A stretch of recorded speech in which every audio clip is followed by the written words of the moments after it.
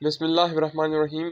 आज का जो हमारा टॉपिक है वो है बाइपोलर डिसऑर्डर, जो कि डीएसएम का बहुत ज़्यादा इम्पोर्टेंट डिसऑर्डर है। और इस वीडियो में हम इसके diagnostic criteria, symptom, types and causes of bipolar disorder पढ़ेंगे। वीडियो को शुरू करने से पहले आप लोगों से रिक्वेस्ट है कि इस चैनल को सब्सक्राइब करें, ताकि मज़ीद जो नई वीडियो है आपको आसानी से मिल सके। तो चलो शुरू करते हैं। What is bipolar disorder? Bi mean two and polar mean two opposite side. इन दोनों फुल में एक फुल है जिसमें इंसान एक्साइटेड रहता है, जिनको हम मीनिया कहते हैं। और इसमें थोड़ा बहुत सिम्टम की जो कमी आ जाए तो इसको हम हाइपोमीनिया भी कहते हैं इस फुल को।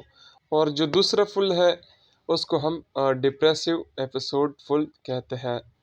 तो इस डिसऑर्डर को हम कुछ इस तरह डिफाइन करते हैं कि इस डिसऑर्डर में जो मूड है कभी बहुत ज़्यादा एक्साइट होता है और कभी अचानक फिर वो डिप्रेशन की तरफ जाता है। तो इस डिसऑर्डर को हम बाइपोलर डिसऑर्डर कहते हैं।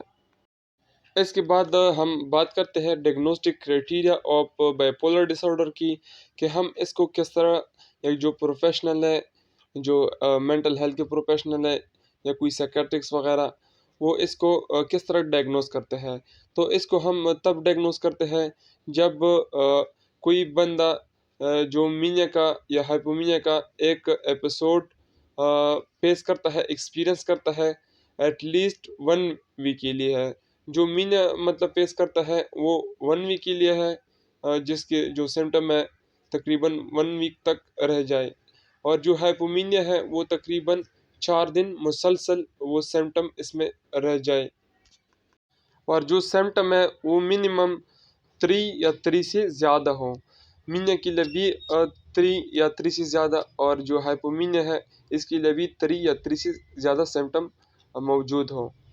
In simple word it's mean that कि जो मीनिया है इसके लिए 3 सिम्टम या 3 से ज़्यादा सिम्टम होना ज़रूरी है, वो भी 1 हफ्ते के लिए है। जबकि हम जब हाइपोमीनिया का कंसिडर करते हैं तो इसके लिए भी 3 से ज़्यादा सिम्टम होना ज़रूरी है। लेकिन जो ड्यूरेशन है वो 4 दिन है, और 4 दिन भी वो मुसलसल, मतलब इस तरह नहीं कि एक दिन हुआ फिर 2 दिन बाद हुआ। मतलब 4 दिन मुसलसल जो 3 से ज़्यादा जो सिम्टम है वो एक पर्सन में ज़ाहिर हो जाए। अब हम बात करते हैं मीनिया और हाइपोमीनिया की जो सिम्टम है, कि जो जिनके थ्रू हम डायग्नोस करते हैं एक बाइपोलर डिसऑर्डर को। तो इनमें सबसे पहले है इन्फ्लेटेड सेल्फ स्टीम, मतलब सेल्फ स्टीम इन्फ्लेटेड होना, और डिक्रीज नीड फॉर स्लीप, नींद की ज़रूरत कम महसूस होना, रेसिंग थॉट है, और इसके अलावा इंक्रीज टॉकटिवनेस है, डिस्ट्रैक्ट इजीली, साइकोमोटर डिस्टर्बेंस, कुछ इस तरह जो सिम्टम है ये ज़ाहिर होते हैं। जो अबव जो जितनी भी सिम्टम है इनमें जो 3 का होना ज़रूरी है। 3 या 3 से ज़्यादा हो कोई फ़र्क नहीं पड़ता, लेकिन 3 से कम ना हो। जब 3 या 3 से ज़्यादा हो तब हम बाइपोलर डिसऑर्डर को डायग्नोस करते हैं। ये थी इस डिसऑर्डर की फर्स्ट फुल, और जो सेकंड फुल है वो है डिप्रेसिव एपिसोड। इसको हम तब कंसिडर करते हैं जब जो सिम्टम है ये 5 सिम्टम या 5 से ज़्यादा सिम्टम एक पर्सन में आ जाए, और वो भी 2 वीक के लिए है, तकरीबन 2 वीक से कम ना हो, तब इसको हम डिप्रेसिव एपिसोड कंसिडर करते हैं। अब हम बात करते हैं डिप्रेसिव एपिसोड की जो सिम्टम, क्योंकि मीनिया और हाइपोमीनिया के लिए जो सिम्टम थे वो एक जैसे थे, लेकिन इसकी जो लेवल है उसमें थोड़ा बहुत फ़र्क था। एक ज़्यादा था, एक कम था। लेकिन डिप्रेसिव एपिसोड की जो सिम्टम है ये डिफरेंट है। इसमें जो है डिप्रेसिव मूड रहता है, lack of interest and pleasure होता है, इसके अलावा लॉस ऑफ एनर्जी होता है, फीलिंग गिल्ट, और इसके अलावा जो थॉट ऑफ डेट आते हैं, रेस्टलेस होता है बंदा, और इसके अलावा जो वेट है इंसान का ये लॉस होना स्टार्ट होता है। अब हम बात करते हैं टाइप ऑफ बाइपोलर डिसऑर्डर की। तो इसके जो मेन टाइप है वो 4 है: bipolar 1, bipolar 2, cyclothymia, substance medication induced bipolar disorder. Bipolar 1 जो डिसऑर्डर है इसमें जो 1 episode of mania for more than 1 week and depressive episode 2, ये क्राइटेरिया है। जबकि बाइपोलर 2 के लिए जो क्राइटेरिया है वो है hypomania and depressive episode occurring at least 4 day consecutive. मतलब इसका मतलब ये है कि हाइपोमीनिया और डिप्रेसिव एपिसोड के ये आ जाए तकरीबन 4 दिन के लिए मुसलसल, तब हम फिर बाइपोलर डिसऑर्डर टू डायग्नोस करते हैं। इसके बाद जो है वो है साइक्लोथीमिया बाइपोलर डिसऑर्डर। इसके लिए जो डायग्नोस्टिक क्राइटेरिया है वो है hypomania and depressive episode for adult 2 year. मतलब जो हाइपोमीनिया है और डिप्रेसिव एपिसोड है जो कि अडल्ट के लिए 2 साल तक मतलब इसके एपिसोड आ जाए और सिम्टम अकरिंग हो जाए, जबकि चाइल्ड के लिए 1 साल तक इसकी जो सिम्टम है वो रह जाए, तब इसको हम साइक्लोथीमिया कंसिडर करते हैं और डायग्नोस करते हैं।